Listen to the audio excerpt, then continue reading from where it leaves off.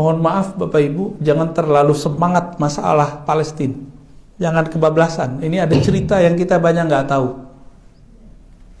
Kejadiannya di Masjidil Aqsa, tapi kemudian yang berperang Hamas dengan Israel. Ini dua hal yang berbeda. Ya, Hamas, tahu nggak Hamas siapa? Nggak tahu kan? Kita taunya Palestina. Ini kabar agak pahit saya kasih tahu. Ya. Karena kita kadang-kadang donasi, kita nggak tahu donasi ke siapa. Saya suka Bapak Ibu hobi donasi, tapi pastikan donasinya ke siapa. Karena saya pernah masuk ke Israel, itu kita masuk 7 kali diperiksa, nggak bisa bawa barang-barang. Maka pastikan kalau kita donasi ke lembaga yang diakui oleh pemerintah dan lewat jalur pemerintah, hanya itu satu-satunya jalur. Jadi tolong pengurus masjid jangan sampai harta-harta yang diberkahi Allah ini kemudian salah jalur. Dan itu sudah terjadi. Salah satu tokoh yang dihormati di Indonesia, ya, salah satu tokoh dakwah itu ngirim dana ke bukan Palestina, Israel Suriah. Yang nerima siapa? Kelompok teroris. Terkenal, Pak. Itu karena beliau mungkin tidak tahu, nggak ditangkap. Kalau beliau sadar dan tahu, itu bisa diperkarakan masalah terorisme. Saya yakin mungkin beliau tidak tahu kali, mau bantu-bantu aja. Tapi yang nerima kelompok teroris. Ya, kita berhusnuzon. Jadi di Suriah itu pertengkaran itu lebih dari 10 kelompok bersenjata. Nah, sampingnya Palestina. Ada satu kompleks, satu distrik jalan lah namanya Sheikh Jarrah. Itu nama kampung. Kampung Atua Jarrah, gitu-gitulah ya namanya. Itu tanah konflik. Ya seharusnya ya orang Palestina nganggap itu milik Palestina, orang Israel nganggap sudah beli. Tapi suratnya nggak tahu. Nah, ini masih simpang siur. Maka diusirlah kawan-kawan kita, sahabat-sahabat kita dari kampung Sheikh Jarrah itu, dekat dari Masjidil Aqsa. Itu Masjidil Aqsa depannya yang jaga orang Israel, pintunya. Jadi Palestina itu nggak ada dalam peta mereka.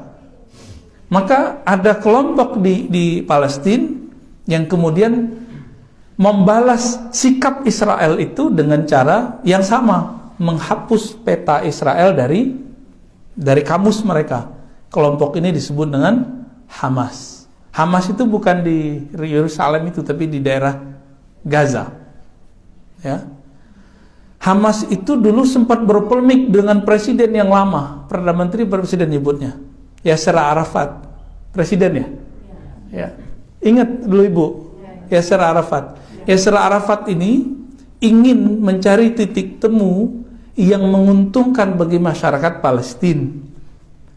Dan menurut beliau setelah lama berjibaku dalam hal ini, jalurnya cuma damai. Tapi kelompok Hamas menolak. Karena bagi Hamas, siapapun yang berdamai dengan Israel berarti dia antek Israel. Nah, ini logikanya sudah nggak nyambung.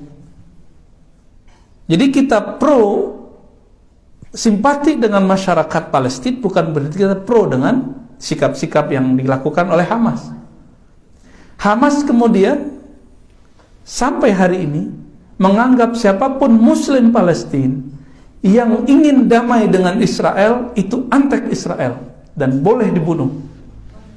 Nah, itu masalahnya. Pahit nggak kalau udah tahu? Kalau udah mengerti begini, kita jadi bingung mau donasi. Udah pernah ke Palestina, Pak? Ya? Rencana? Udah nggak bisa, Pak. Udah nggak bisa. Nunggu perang akhir zaman dulu kali. Kita haji umroh juga belum tahu bisa lagi. Ya, udah begini masanya, udah nggak tahu lagi. Dan emang sudah sunnatullah. Hanya sekali berhasil masa Salahuddin Al-Ayyubi, itu Al-Quds berhasil diselamatkan.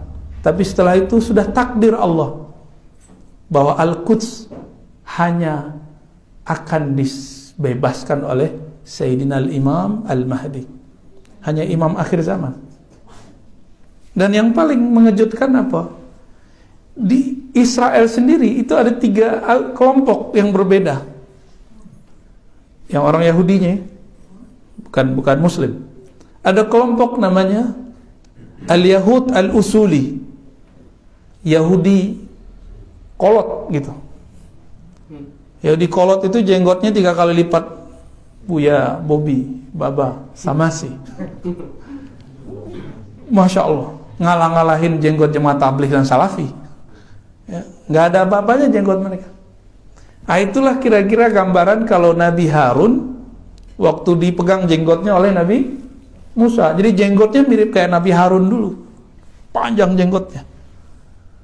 Di kelompok nggak boleh pakai handphone, nggak boleh ada TV. Kolot, ya.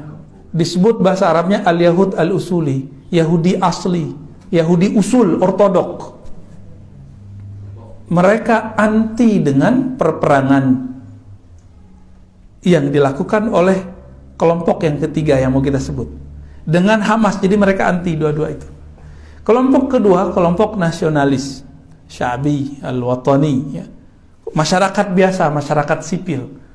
Itu Yahudi itu dia bingung dengan pertengkaran itu. Mereka juga pengen damai, dan kita lihat mereka demo setiap hari, setiap minggu. Ya, kalau 2 kelompok pertama dan kedua.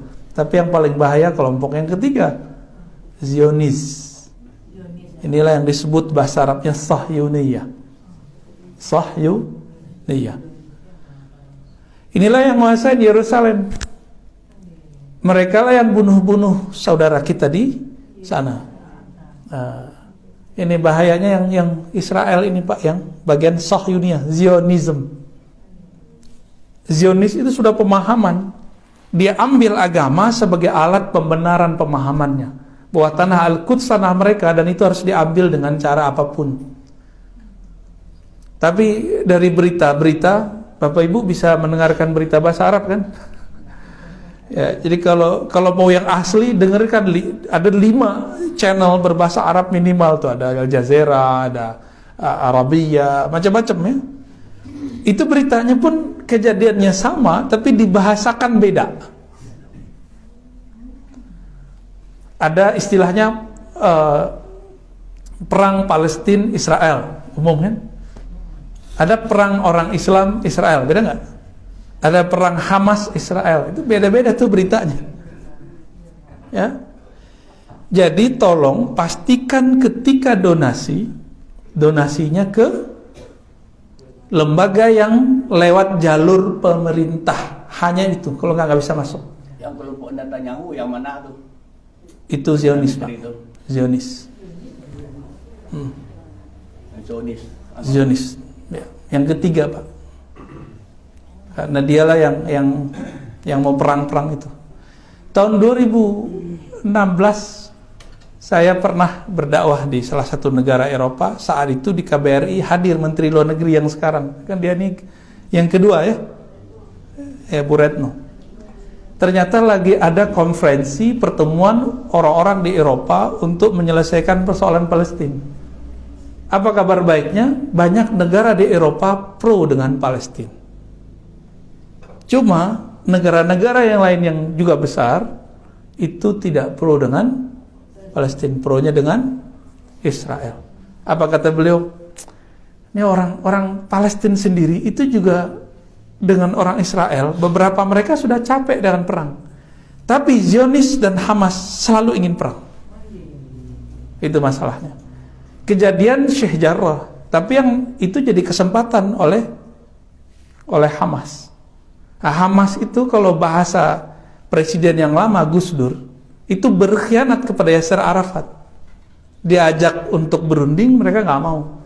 Maka sampai hari ini, mohon maaf, ini kabar pahit yang saya mau ceritakan. Ya, mungkin teman-teman aktivis pada kaget juga. Mungkin nggak sepakat, nggak masalah. Tapi itu kabar valid yang saya dapatkan. Hamas itu alirannya ke Ikhwal Muslimin, tapi yang keras. Ya, yang berkelompok, yang bersenjata, yang mana dulu Ikhwal Muslimin yang asli, yaitu Syekh Hasan Al-Banna, tidak memperkenankan itu. Mereka menganggap siapapun yang berbeda dengan pemahaman mereka itu, yaitu antek Israel. Jadi bagi dia Yasser Arafat antek Israel. Sepakat nggak Bapak Ibu? Jadi mereka kasih judul Yasser Arafat Al-Khain, pengkhianat. Begitu cara berpikirnya. Nah, Imam